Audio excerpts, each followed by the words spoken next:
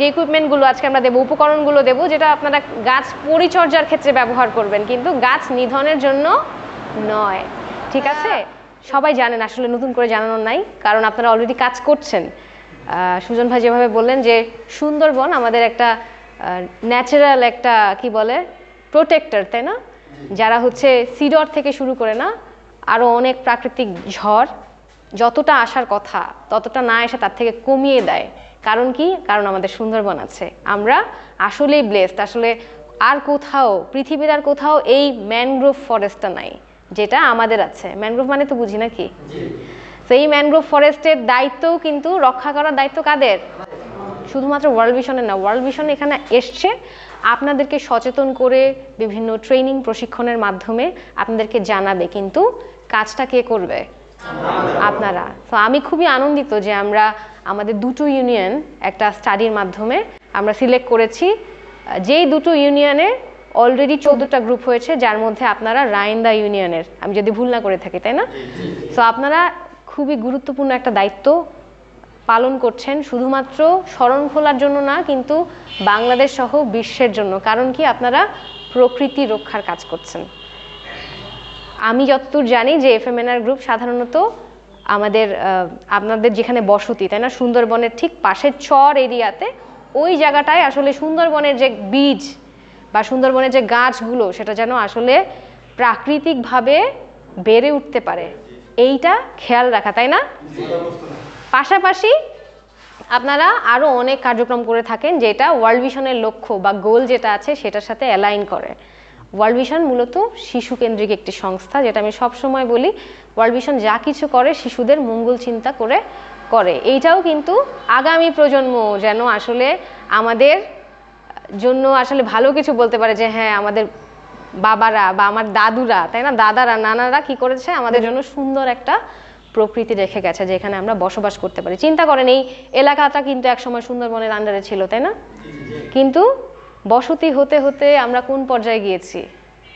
এইটা যেন আর সুন্দরবন ধ্বংস না করি, আর বসতি স্থাপন করতে করতে একেবারে সুন্দরবন উজাড় করে শেষ করে না। ঠিক আছে? ঠিক এই কারণেই আমাদের এই উদ্যোগ, যেন আমরা আসলে রক্ষা করি এবং বুঝি। গত বছর রেমাল হয়েছে না?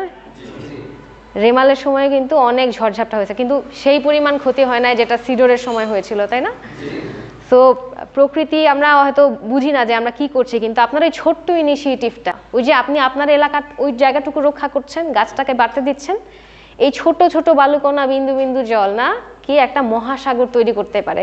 তো আপনার এই যে ছোট ছোট উদ্যোগ, এটাকে ছোটভাবে দেখার কোনো কারণ আমি দেখি না, কারণ আপনাদের ছোট ছোট উদ্যোগ মিলিয়ে আসলে আমাদের এই বড় একটা পরিসরে যে কাজ প্রকৃতি রক্ষার, এটা অর্জন হবে, বা আমরা আসলে আমাদের সন্তানদের জন্য একটা সাস্টেইনেবল, এটা একটা সুন্দর পৃথিবী আমরা রেখে যেতে পারবো। ঠিক আছে? সো আমি অ্যাপ্রিসিয়েট করি, আমি ধন্যবাদ দেই, আমি প্রত্যেককে অভিনন্দন জানাই যে আপনারা বুঝেছেন আপনাদের দায়িত্ব, এবং আমি বিশ্বাস করি যে শুধুমাত্র আপনারা নন, বাট আপনাদের গ্রুপের আরও যারা আছে, যাদের হয়তো আমরা সবাইকে আনতে পারিনি। মানিকদা যেভাবে বলছিল যে এই মেসেজগুলো তাদেরকে দেয়া, শোনে না শোনে সেটা তাদের ব্যাপার, কিন্তু আমার দায়িত্বটা কি? আমি যতটুকু জানি সেটা সবাইকে জানাবো। কি ঠিক আছে কথা? এখন আল্লাহ তাআলা কিন্তু আপনাকে ওইটা দায়িত্ব দিছে, এখন আপনি যদি ওই দায়িত্ব পালন না করে, ওটা কার উপর বর্তাবে? আপনার উপরে। সো এটা করেন, এবং সবাইকে নিয়ে আসলে আমরা করতে চাই, কারণ এই 10 জন বা 20 জন যারা আছেন তাদেরকে নিয়ে শুধুমাত্র এই কাজটা সম্ভব না, কারণ এরিয়াটা অনেক বড়। আপাতত আমরা 33 সাউথখালীতে এবং 17 হেক্টর, মোট 50 হেক্টরে কাজ করছি। এখানে আরও অনেক ল্যান্ড পড়ে আছে, অনেক জায়গা পড়ে আছে যেখানে এই কাজটা করা প্রয়োজন। সো আমরা আসলে আপনাদের কোনো টাকা পয়সা বা কিছু দিচ্ছি না, কিন্তু উৎসাহিত করছি এই যে ইকুইপমেন্টগুলো আজকে আমরা দেবো, উপকরণগুলো দেবো, যেটা আপনারা গাছ পরিচর্যার ক্ষেত্রে ব্যবহার করবেন, কিন্তু গাছ নিধনের জন্য নয়। ঠিক আছে? তো যারা পাবেন আপনারা সহ এই বিভিন্ন 70টা গ্রুপ, ছোট গ্রুপ এই উপকরণগুলো পাবে। তো আপনারা যারা লিডার আছেন, আপনারা প্রত্যেকে নিজেদের জায়গা থেকে একজন নেতা খালি সে না যে হলো মঞ্চে উঠে বক্তৃতা দেয়, ঠিক আছে, কিন্তু নেতা সে যার কথা অনেকে শোনে, যাকে ফলো করে। সো আপনার জায়গা থেকে আপনি নেতা হন, আপনার কথা যেন শোনে, আপনি একটা কথা বললে যেন লোকজন রাখে, এইরকম ব্যক্তিত্ব তৈরি করেন, যেন আমরা তো সারা জীবন পৃথিবীতে থাকবো না, আমাদের চলে যাওয়ার পরেও যেন মানুষ আমাদের কাজের জন্য আমাদেরকে স্মরণ করে, তাই না? তো আমাদের লক্ষ্য সেটাই হওয়া উচিত। তো আমাদের এই যে কৃষক পরিচালিত পুনর্জন্ম, এই যে অ্যাপ্রোচ, এটা শুধু নিউজিল্যান্ড থেকে তারা ফান্ড করছে, এবং সেইখানের কান্ট্রি ম্যানেজার রিতাম ভাট্টারি তিনি এসে খুব আগ্রহ দেখিয়েছে এবং খুবই ধন্যবাদ জানিয়েছে যে শরণখোলার মানুষ আসলে নিজেদের জন্য চিন্তা করতে শিখেছে। ঠিক আছে, সো আমি রিদমের পক্ষে, আমাদের ন্যাশনাল ডিরেক্টরের পক্ষে আপনাদের প্রত্যেকে অভিনন্দন জানাই, কারণ ন্যাশনাল ডিরেক্টরের যে ভিজিটগুলো ছিল খুবই ভালো ছিল, খুশি হয়েছে। এখন আপনাদের কাছে আমার কয়েকটা প্রত্যাশা আছে, এটা বলে শেষ করব। ঠিক আছে, অনেক কথা আছে, হয়তো এখন এই কয়েক মিনিটে বলে শেষ করা সম্ভব না, কিন্তু আপনাদের কাছে আমার যে প্রত্যাশা, সুন্দরবন তো রক্ষা করবেনই, পাশাপাশি যদিও এটা এফএমএনআর-এর বিষয় না, আপনারা কি প্রত্যেকে কতগুলো করে গাছ লাগাতে পারেন? কারণ আমি ইনিশিয়েটিভ নিয়েছি এই বছরে জুলাই এবং আগস্ট মাসে আমাদের পুরো উপজেলাতে 1 লক্ষ গাছ লাগাবো, যেটা কৃষি অফিসার স্যারের মাধ্যমে আমরা শুরু করেছি, উদ্বোধন করেছি। স্যার উদ্বোধন করে দিয়ে গেছে যে 6400 মানুষকে আমরা 6400 চারা বিতরণ করেছি 900 জন মানুষকে। এটা ছাড়াও বাকি যেই লক্ষ্যমাত্রা থাকবে, লক্ষ্য অর্জন করতে হবে আমাদের, সেটা আমাদের সকলের সহযোগিতা প্রয়োজন। এই জন্য শুধুমাত্র যে চারা কিনে লাগাতে হবে ব্যাপারটা এরকম না, হতে পারে আপনি যে আম খেয়েছেন না, আমের যেই আটিটা, ওইটা হচ্ছে কিভাবে আপনি নার্চার করতে পারেন, বা তাল গাছ, আমাদের এখানে অনেক বজ্রপাত হয়, তাই না? শরণখোলা মানেই দুর্যোগপ্রবণ একটা এলাকা, একেবারে সুন্দরবন এবং কি বলে সাগরের কোল ঘেঁষা, তাই না? সো এই যে বজ্রপাতে প্রতিনিয়ত প্রতি বছর মানুষ মারা যাচ্ছে, এইটা উঁচু উঁচু গাছ যেগুলো আছে যেমন তাল গাছ, এটা রক্ষা করতে পারে। সো যেই সরকারি গাছ জায়গাগুলোতে রাস্তার পাশে তালের চারা লাগান, গাছ লাগান। আপনি যে বীজগুলো খেয়েছেন না, এই কাঁঠালের বীজ, কাঁঠাল খেয়েছি না আমরা, কাঁঠালের বীজগুলো আপনি যখন যান রাস্তায়, আমি এরকম প্র্যাকটিস করেছি যে কতগুলো বীজ নিয়ে গিয়েছি, যখন বাসে গিয়েছি আমি ছড়াতে গিয়েছি, এরকম আমি করেছি। সো আমিও আপনাদের প্রত্যেকে অনুপ্রাণিত করব যে আপনারা আসলে প্রকৃতি রক্ষার জন্য যতটা পসিবল একটু এগিয়ে আসেন। ঠিক আছে, এখানে সেক্রেটারি মহোদয় আছেন, সেক্রেটারি কে আছেন? আচ্ছা, আপনার এই এফএমএন-এর রায়েন্দা গ্রুপে কতগুলো গাছ লাগানোর লক্ষ্যমাত্রা নিয়েছেন একটু জানাবেন আমাকে, একটু বলবেন প্লিজ, বলেন। রায়েন্দা ইউনিয়নে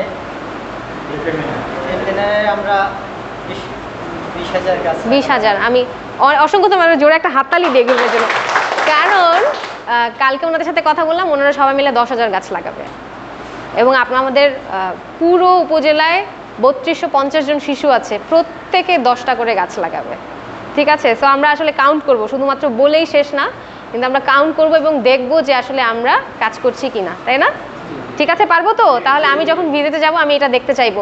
সো আমি আসলে আপনাদের ধন্যবাদ জানাই, এবং এই যে প্রত্যাশা, ও আরেকটা প্রত্যাশা আছে, সেটা হচ্ছে আপনাদের এখানে আরসি ফ্যামিলি বা আরসির বাবা মা কেউ আছেন? নাই? আরসি মানে নিবন্ধিত শিশু যারা আছেন, আপনি আছেন।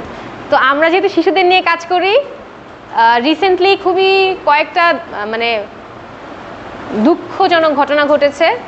তার মধ্যে একটা হচ্ছে আমাদের অনেকগুলো শিশু পানিতে ডুবে মারা গেছে। তো আমাদের শরণখোলায় তো আশপাশে অনেক নদী খাল, সো আপনাদের শিশুদের কি একটু সেফলি রাখা যায় কি না? ধরেন ঘরের যে জায়গা, ধরেন 3 বছরের নিচে যে ছোট শিশু আছে, এই জায়গাটুকু একটু বেড়া দিয়ে দিলেন যেন ও ঘর ক্রস করে অন্য জায়গায় না যায়। দেখা যাচ্ছে এরকম ঘটনা ঘটেছে যে মা রান্না করছে, বাবা কাজে চলে গেছে, শিশুটা গিয়ে খেলতে খেলতে পড়ে গিয়ে মারা গেছে পানিতে। এরকম প্রায় 6টা বা 7টা শিশু মারা গেছে। সো আমার অনুরোধ থাকবে, দয়া করে আপনারা এই যে শিশুরা, ওদেরকে সেফ রাখবেন।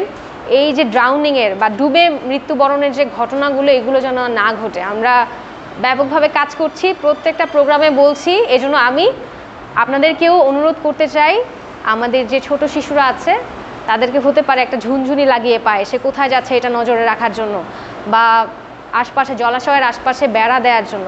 সো এই ছোটো ছোটো ইনিশিয়েটিভগুলো আসলে আমাদের শিশুদেরকে রক্ষা করতে অনেক বেশি সাহায্য করে। সো আমি আসলে আপনাদেরকে ধন্যবাদ জানাই, কৃতজ্ঞতা জানাই। আসলে আমার ভাষা নাই, কারণ আপনারা অসাধারণ কাজ করছেন। এটা চালিয়ে যান, এবং আমি হোপফুলি আল্লাহ যদি রাখে তাহলে আপনাদের জায়গাগুলো আমি ভিজিট করে দেখতে চাই, প্রত্যেকটা জায়গা, প্রত্যেকটা গ্রুপ, এবং আপনারা কিভাবে কাজ করছেন আমি গিয়ে আপনাদের ধন্যবাদ জানাতে চাই। তো সবাই ভালো থাকবেন, সুস্থ থাকবেন, দেখা হবে। Thank you.